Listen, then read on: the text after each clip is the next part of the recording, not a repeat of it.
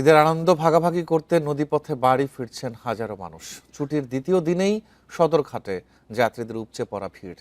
ভোরের আলো ফুটতেই পরিবার পরিজন নিয়ে ঘাটে আসতে শুরু করেন তারা। গত কয়েক বছরের তুলনায় এবার সদরঘাটে যাত্রী চাপ বেড়েছে। নৌপথে ঈদ যাত্রার দ্বিতীয় দিন সদরঘাট যেন এক চলমান জীবনের প্রতিচ্ছবি। হাজারো যাত্রী, কেউ পরিবার নিয়ে, কেউ একা, কেউ আবার লঞ্চের ডেকে অপেক্ষায় বাড়ি ফেরার। আমি কি কিছু ধরেছি নাকি?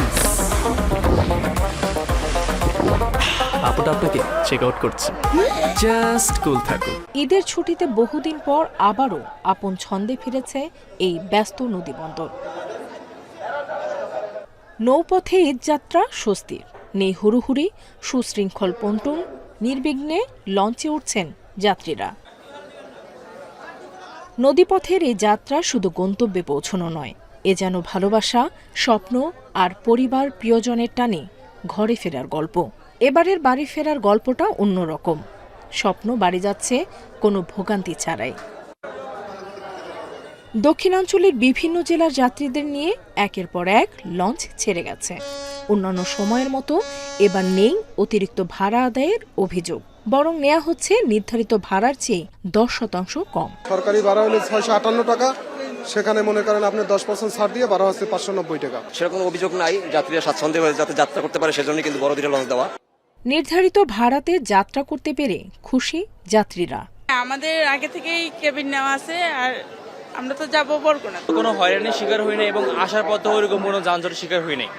বিআইডব্লিউটিএ বলছে 100টিরও বেশি লঞ্চ প্রস্তুত রয়েছে ঘাটে। কোনো অনিয়ম হলে সংশ্লিষ্ট নৌযানের বিরুদ্ধে নেওয়া হবে ব্যবস্থা। ঈদ যাত্রাকে নিরাপদ করতে তৎপর আইন শৃঙ্খলা বাহিনীর সদস্যরাও। আমরা আইন শৃঙ্খলা পরিস্থিতি ভালো রেখেছি, এখন পর্যন্ত কোনো ধরনের অঘটনের আমরা সংবাদ পাই নাই। আর আমরা সার্বক্ষণিক বিভিন্ন আইন শৃঙ্খলা রক্ষাকারী বাহিনী সহ বিআইডব্লিউটি এর সবাই আমরা অ্যালার্ট আছি। ইনশাআল্লাহ আমরা সুন্দর একটা ঈদ যাত্রা করবো বলে আশা রাখি। এদিকে যাত্রী সেবার মান বাড়াতে এবার প্রবীণ, নারী ও প্রতিবন্ধী যাত্রীদের জন্য টার্মিনাল থেকে লঞ্চ পর্যন্ত বিনামূল্যে কুলি সেবা এবং হুইলচেয়ারের ব্যবস্থা করা হয়েছে, যা কার্যকর থাকবে 28 মার্চ পর্যন্ত।